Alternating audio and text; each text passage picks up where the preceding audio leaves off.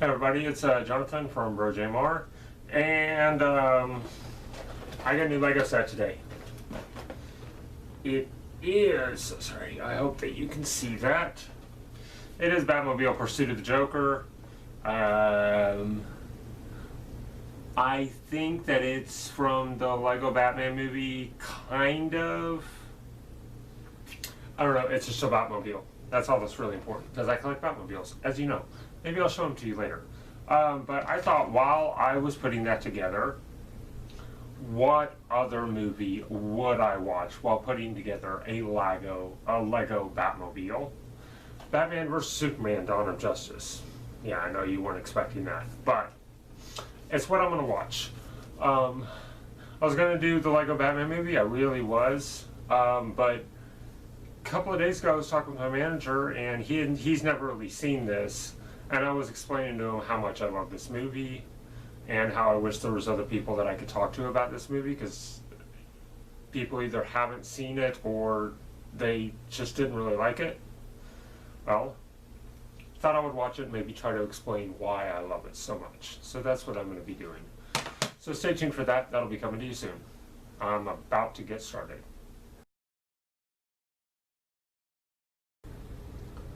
Alright guys, I'm back and I'm finished.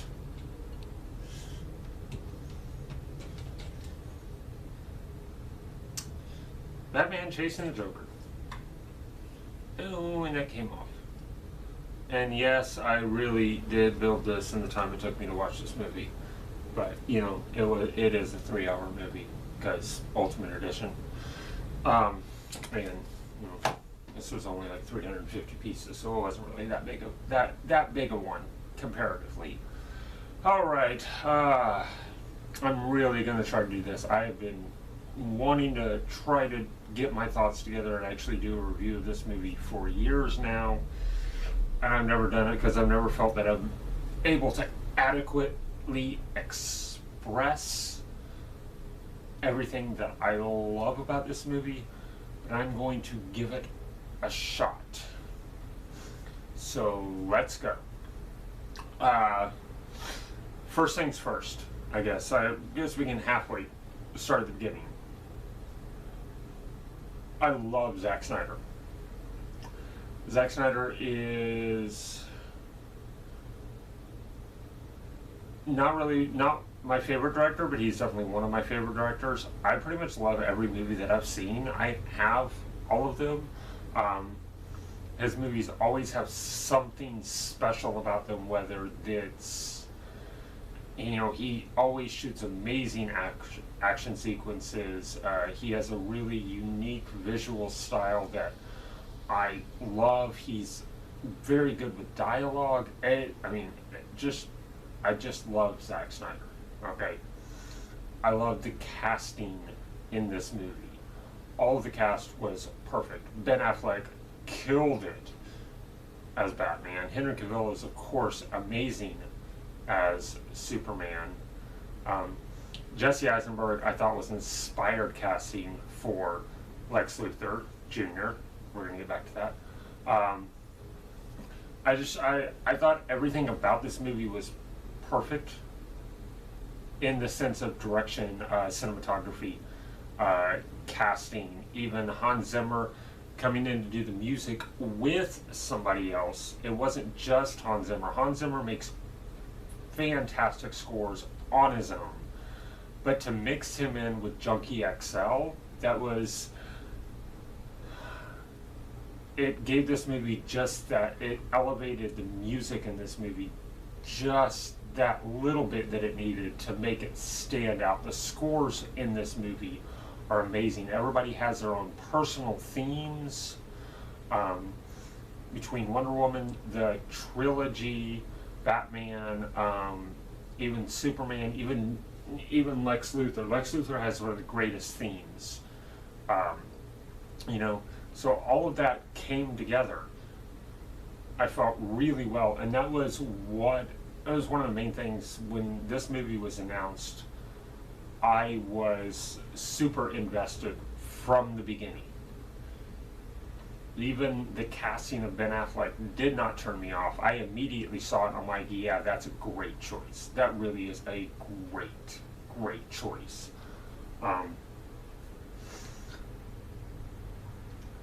And so I was invested from the beginning, but I was still slightly wary just because I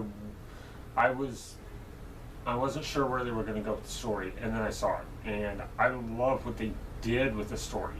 They brought 3 different threads together, and Zack Snyder was able to interweave them to make this fairly brilliant story with interesting character choices. I feel like the real theme of this movie is important, and it's a theme that doesn't get dealt with that much. Well, not as much. It's a story of hope, but not in this, and I know that sounds cliche. I'm not talking about Man of Steel. The S stands for hope. I'm not saying that. That's not what this is. This is a story about losing hope. I feel it's 2 complete opposites in Batman vs. Superman. Superman is somebody who is trying to stand for hope, but the world has lost its hope. A lot of the world has lost its hope in him. And there's people in the government that are pushing this story of Superman is not what he seems, blah blah blah, which is of course being toyed with by Lex Luthor the whole time. And then on the opposite end of that, there's Batman. Batman is somebody who believes that he is making a difference, but he's not, because he has lost all hope. He's become, I don't want to say he's become a villain, but he is more a vigilante in this than in any other movie that you've seen him. Which I know a lot of people had problems with. A lot of people had problems with the fact that, with how violent Batman is in this and how dark he is. But you gotta remember, this is him 20 years on. I mean, it literally says in the movie that he's been fighting criminals in Gotham for 20 years. So this is, in a lot of ways, I mean, if you want to look at it in this sense, this would be like maybe 5 years before Batman Beyond, what Batman Beyond brought out. Old grizzled Batman. He's not quite there yet, but he's almost there. And he's been doing this and fighting criminals and trying to do the good thing for so long. And he's been succeeding at it. And then all of a sudden, out of nowhere, a man comes out of the sky and destroys Metropolis.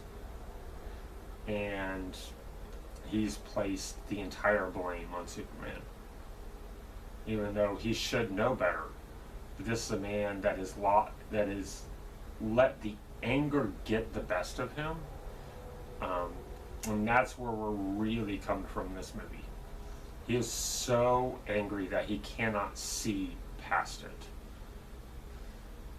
it. One of his buildings was destroyed, and that is another thing. It is a beautiful way to tie it in to Man of Steel. That the fight at the end of Man of Steel that destroyed a lot of Metropolis. One of those buildings that gets knocked over is a Wayne Enterprises building. And so, Batman is pissed. Bruce Wayne is pissed. And it's let him get in. It has obviously gotten the best of him. And he's so focused on his rage that he cannot see beyond it. And, everybody is asking, why didn't anybody see what Lex Luthor was doing in this movie? Well, Superman didn't want to see. He wanted to believe that that is not a good way to put this. That is not a good way to put this at all. So let me go back to that. Batman can't see beyond his rage. He doesn't, so he can't see that Lex Luthor is pulling the strings of this whole situation. Superman is so focused, I believe, on what the people in the government are saying about him and what everybody else is saying about him that he just is blind to what's really going on. Superman kind of often is, though, so that's not his fault. That is part of his character. Batman is the one that should have seen it. They were really trying to build into this story the idea of they were pulling some inspiration from the world's greatest detective aspect of Batman. And you can really see it. He's doing a lot of research. He's doing it as Bruce Wayne. He's finding out this stuff, and he's putting pieces together. But he's missing that one vital piece until the very end of the movie. And then everything kind of clicks about what's been going on. Like, he has all these little clues and evidence that's leading up, but he doesn't quite get all the way there. The introduction of Wonder Woman I feel, was really inspired to do in this movie, and then they went and gave her her own movie right after this came out. I feel that was a really nice way to do it, to kind of, I mean, we knew who she was, obviously, but they throw this character in that, with a little bit of mystery, and they find a file on Lex's computer that has. This movie introduced the whole Justice League, Aquaman, Cyborg, Flash, and Wonder Woman. It gave just little bits, even though they weren't all in this movie. It gave just little bits enough for, like, oh, these characters are here and they're coming. Awesome. Yay. And still waiting on that solo Flash movie and Cyborg movie, but that's a different story. I did not want to go into this review and just be busting on what Warner Brothers and DC has done to all these movies, to the whole franchise. I didn't want to go there, so I'm trying to avoid that. I feel like this movie is one of the most beautiful comic book movies that I've ever seen in a lot of ways. Not beautiful in the sense of like Aquaman was gorgeous. Doctor Strange was gorgeous in its own right. This is a little bit of a darker movie, yes, and I don't just mean in tone, I mean in the actual look. It uses a lot of very dark palettes and muted colors. But this is a movie about darkness encroaching in people's minds. So I feel that is actually very fitting. But there's so many gorgeous, gorgeous shots in this movie. For probably one of my favorite examples is at the very beginning of this movie is basically he just takes 4 minutes and he recaps Batman's origin. All right, we didn't need it. No, we didn't need it. And from what I've read, he almost wanted to leave it out because we don't need to know. Everybody knows Batman's origins. His parents got shot outside of a theater. He becomes Batman. But he got this inspiration on a way to do it that is short, sweet, and it's just so gorgeous.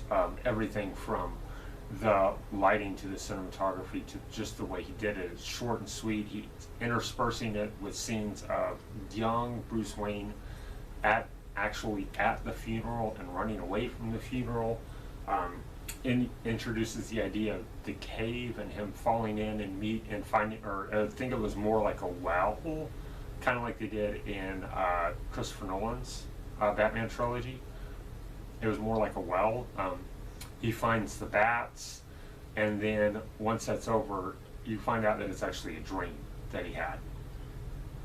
So I thought that was a really, really unique way to do it, while still introducing the concept of his origin and telling it in a short and sweet manner. Sorry, I got some in my mouth. Obviously, the actual fight between Batman vs. Superman is amazingly shot, and I don't want to say it's realistic because we're talking about an alien that's invulnerable and a man that dresses as Bat. But in terms of that, it's at least somewhat grounded and realistic. This movie shows the idea of what Batman is like if he has prep time. You know, if he has enough prep time, he can do anything. And yes, they have to resort to kryptonite because, I mean, of course they do. It's literally Superman's only weakness, you know? So of course they have to resort to kryptonite. Bruce Wayne gets a hold of a big chunk of kryptonite, which is also part of the storyline. Is that Lex Luthor gets a hold of that kryptonite and Bruce Wayne or Batman steals it from him. But we're going to get to Lex Luthor here in a minute, I promise. Obviously, that fight is great. Batman has prep time, and honestly, he kind of whoops Superman's ass in it. But it's, I love the way they actually shot the fight. It's very energetic and frantic, but it's also very stable. You know, there's not a lot of camera shake or anything showing the frenetic energy or anything. It's the cameras are very stable, you know, and I thought it made it look better. It made it easier to follow. And now I really want to talk about Lex Luthor because he's honestly, I feel, the best part of this movie. Jesse Eisenberg's portrayal and his character, the dialogue, everything, is what elevated this movie in my mind. First off, this is Lex Luthor Jr. That is such an important distinction that a lot of people just tend to forget about. You know, I remember after this movie came out, I was reading everywhere, well, that is not Lex Luthor. That's a stupid, he did terrible. Well, no, it wasn't. It was Lex Luthor Jr. He discusses that he's junior. He discusses that his dad was a monster of a person. You know, he's got daddy issues of abuse stemming in his past, and he has something wrong with him. And I mean that. They never really outright discuss what it is, but he obviously has some form of ADHD that stems out, and you can see it. He stutters a lot, he loses focus, he loses track of what he's doing, and he has these little twitches that he has throughout the movie, twitches and tics, and it's little subtle things like that that build a character up into something they weren't before. He's also brilliant. He literally plays everybody in this movie right up until the end. Surprisingly enough, the only person that sees through it is Lois Lane, and she never gets a chance to really be able to do anything about it because by the time she figures it out, it's kind of too late. Everything's already in motion. So his whole plan is to pit Superman and Batman against each other. Because one of two things is going to happen. His whole plan is one of two things. Batman is going to kill Superman and his problem goes away. Or Superman is going to kill Batman and his problem with Superman will just be increased because, well, not increased, I don't want to mean that. Not his problem with Superman. The public's portrayal of Superman will be lessened some, and really it didn't matter because the whole thing was just a diversion anyway. So he kidnaps Martha Kent, holds her hostage, tells Superman to go kill Batman.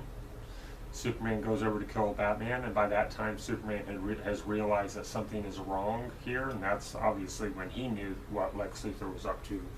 Batman still didn't. He goes over to try to and tries to talk to him and tell him, hey, you know, we're being played here. But again, Batman is so deep in his own rage that he refuses to listen, and he kind of kicks Superman's ass. Using kryptonite, yes. Almost kills him at the end. And that's when the famous line happens, save Martha. Why would you say that name? Say it one more time.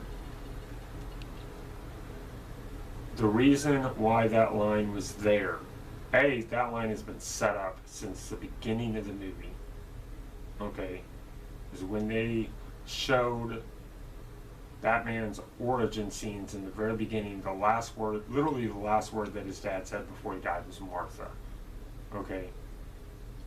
It made Batman stop and pay attention. He heard his mother's name. He didn't know, Superman didn't know that it was his mother's name, but it didn't matter. It made him stop, and it made him realize that Superman, and Lois Lane comes along and says, it's his mother's name. And Batman's like, oh shit, he has a mother. It completely changes his perception of who he is. Batman has spent this entire movie believing and forcing himself to believe that Superman is a monster. It's an alien, is an unstoppable thing that just wanted carnage and had no desire to care about the needs of mankind. And then he finds out that he has a mother. And it changed everything. It was like, literally like a flip. Somebody flipped a switch in his brain. And all the fighting stopped. Sometimes all it takes is to he just needed a reminder that while he was an alien, he was still raised here on Earth. He was more human than Superman at that moment was being more human than Batman was. Batman was believing that Superman was a monster the entire movie when he was really being the monster.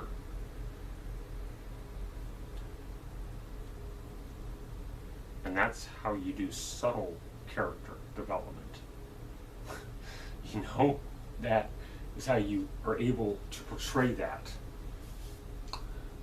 And that's why I love this movie. Because it's getting into the philosophy and at times the theology of what makes a man a man. And I don't mean that in a sexist way. I mean, what makes us, what is it that drives us as mankind? Mm-hmm. Batman has so many lines that he says, and yes, he's saying them out of anger. You know,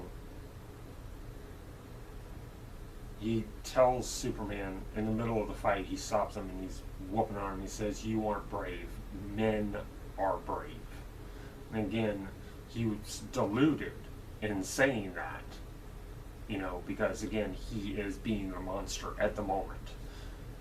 But it's lines like that, and then at the very end of the movie, that has changed, and he says, you know, I failed him in life, I will not fail him in death. By the way, spoiler, Superman dies. Okay, the movie's been out for 3 years now. Get past it, however long it's been, I don't know. You know, get past it, there's some spoilers here. Superman has died, and he says, I failed him in life, I will not fail him in death. Men can still be good. We can still be brave. We can still fight when we need to. And we need to show hope. We need to figure out a way to show hope to the world once again. And that's when he decided to put together the Justice League, which fell off the rails a little bit, but that's another discussion. The use of music cues, philosophical ideas, theological ideas, the use of art. There's a very famous painting that Lex Luthor has in his home, which I cannot remember the name of. I'll put it here. But it's a depiction of angels and demons. Angels coming down from heaven, demons coming up from hell to meet in the middle to battle. And that in a lot of ways is just like that. That's the whole movie, kind of right there. You know, it's kind of a beautiful setup. And he has a line where he's talking to the sinner, and he says, you know, that painting should really be upside down because the demons don't come from below; they come from above. Which is a kind of a funny thing. It's obviously a dig at Superman, saying that Superman is the demon. But the thing that I always found funny about that line in particular is that the real demon actually did come from below,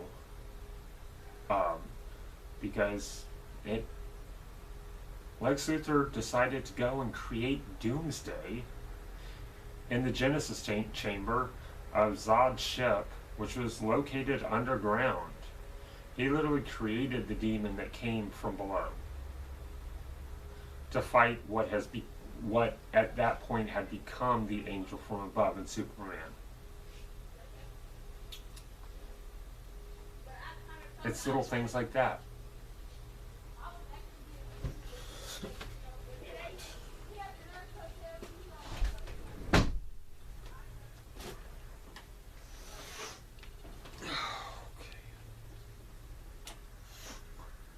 It's little things like that that I love about Zack Snyder. He's able to implement little things like that that make you stop and think. And you see stuff in his movies that you can catch after many times of rewatching, and this movie is no exception. You know, some of his movies like 300 and Sucker Punch, they're basic. You know, not basic in a bad way, but there's not a lot of subtle nods to anything. They're definitely visual movies, and all of his movies are visual. He's an amazing visual storyteller. But this one and Watchmen are those movies that you can watch multiple times and catch something new each time that you see it, because he puts so much thought into his movies. He has people researching historical events, art, music, literature, to try to find some sort of little nod to put in that people may never catch. This movie may go on for years and people are still finding stuff in it. But Zack Snyder has that thought process of, I'm going to put it in there because somebody might find it someday, and it's going to make this movie even better when they do. That is why I love this movie. That is why I feel that it is my favorite comic book movie. Do I feel it's the best Batman movie? No. Maybe second best. Batman 1989 is pretty close, because this movie is not solely a Batman movie. It is just a movie with Batman in it. It's a movie that is focused on all of these characters and how in such a short time they can be developed into these fully fleshed out characters. You know, you're introducing Batman, you're introducing Jesse Eisenberg's Lex Luthor, and by the end of the movie they've had a whole character, story arc, and development that is more development than they usually get in 3 or 4 movies. My opinion, again. But, you know, as we all know, my opinion is right. So, I love this movie. Watch this movie. If you've never seen this movie, please at least try it. I understand it's not a movie for everyone, but I think that is it. I think I finally got all of my thoughts out in this movie, and I don't know how long this review is, but I apologize for the length, because I have a feeling it's probably longer than normal. But I had a lot to say about this, and thank you guys for sticking with me while I try to get it all out. Until next time, I will see you later.